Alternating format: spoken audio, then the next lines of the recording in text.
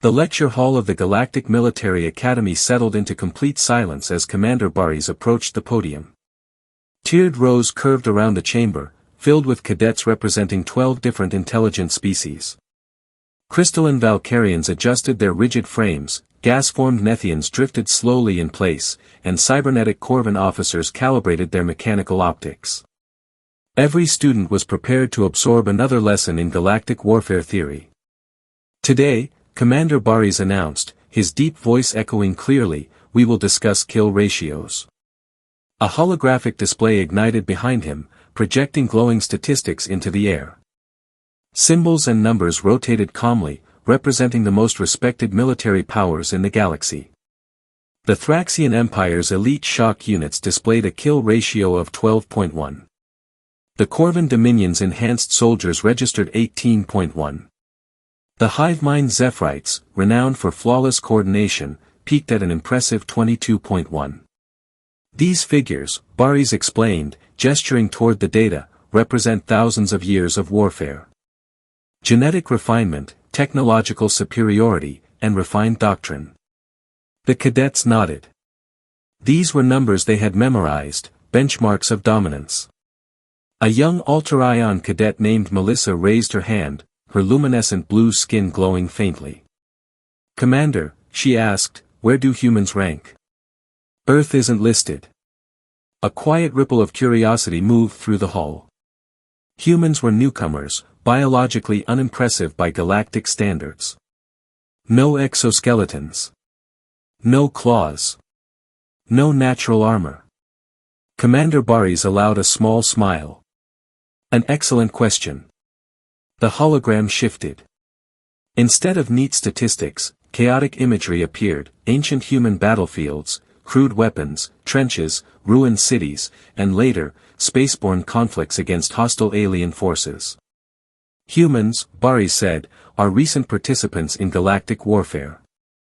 When first encountered, the Council assumed their combat performance would be poor. A Corvan cadet leaned forward. Without cybernetic enhancement or hive coordination, their ratios must be low. That was the assumption, Baris replied. The display locked onto a single data point. A name appeared. Marine Sergeant David Chen. This, Baris continued, was the first recorded human engagement in galactic combat. The room grew tense as tactical overlays filled the air. One human marker stood alone, surrounded by dozens of hostile signatures. The Ravagers, apex pack hunters, resistant to energy weapons, feared by nearly every known species. A single Ravager, Baris said evenly, usually requires 3 to 4 trained soldiers to neutralize. Melissa's glow flickered. How many did the human face? Baris met the room's gaze. 47. The lecture hall erupted in disbelief. Crystalline limbs clattered, gaseous forms pulsed erratically, and even the disciplined Thraxians shifted uneasily. 47 Ravagers confronting a single soldier violated every known combat model.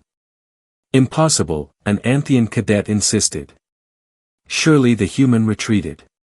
Commander Baris shook his head. Retreat was not an option. The hologram shifted again, reconstructing the battlefield in precise detail. Sergeant David Chen stood at a civilian evacuation point during the Proxima Centauri incident. Refugees were still being loaded onto transports. The Ravager pack attacked before reinforcements could arrive.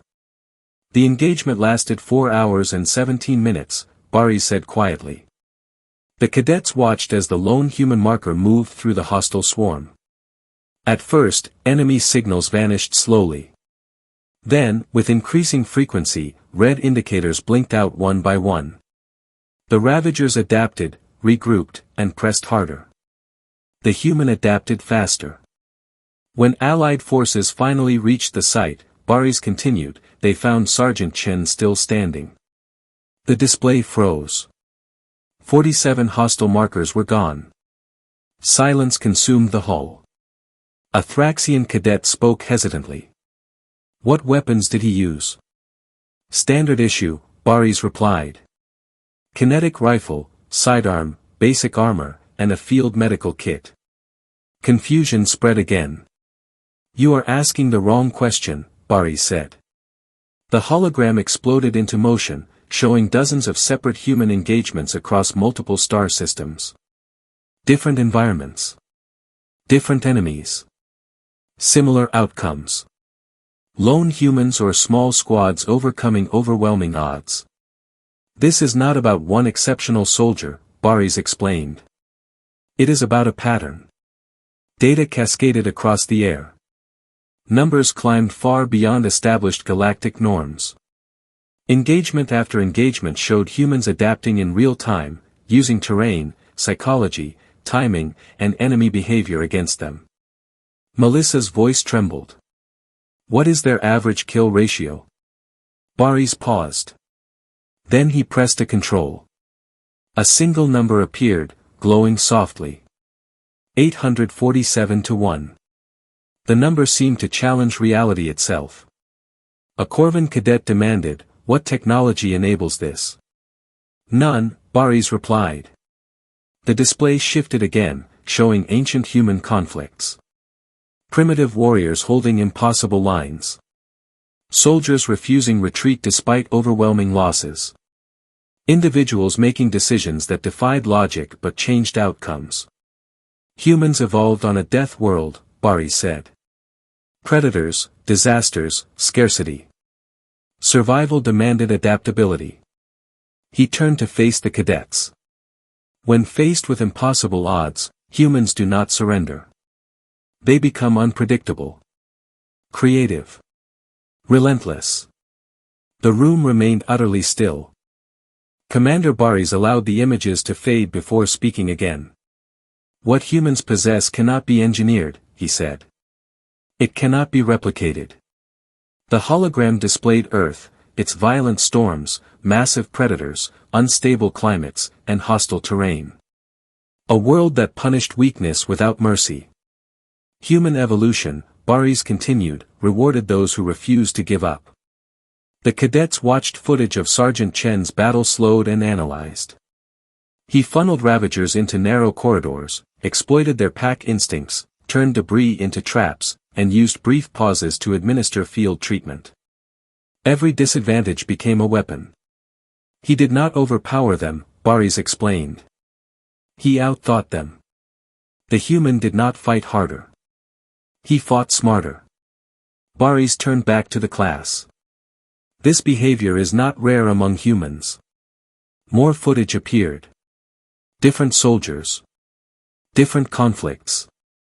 Identical patterns. When facing annihilation, humans did not freeze. They adapted. "Humans call it courage," Baris said. "Or stubbornness. Or determination." He paused. "It is none of those alone." The hologram shifted to a conceptual model of human psychology. Stress responses intensified rather than collapsed. Creativity increased under pressure.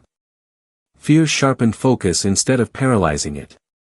When rational analysis predicts defeat, Baris explained, humans shift strategy. They innovate. They refuse to accept loss as inevitable. Melissa raised her hand slowly. "Commander, are humans dangerous?" Baris smiled faintly. "Only if you are their enemy." The lecture hall absorbed the implication. Humans were not apex predators because of strength or weapons. They were apex survivors. When Sergeant Chen fought those Ravagers, Baris concluded, he wasn't protecting territory. The display showed fleeing civilians reaching safety. He was protecting people. That distinction mattered. Humans fought differently when others depended on them. Their limits moved. Pain became irrelevant. Exhaustion became negotiable. "This is why," Baris said, "their kill ratios defy logic." He looked across the hall. "And this is why the galaxy misjudged them." The cadets sat motionless, their understanding of warfare fundamentally altered. The lecture hall remained silent long after Commander Baris finished speaking. Eventually, Melissa raised her hand one final time.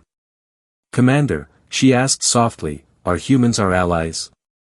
Barisa's smile this time was genuine. Yes. A quiet breath seemed to pass through the chamber.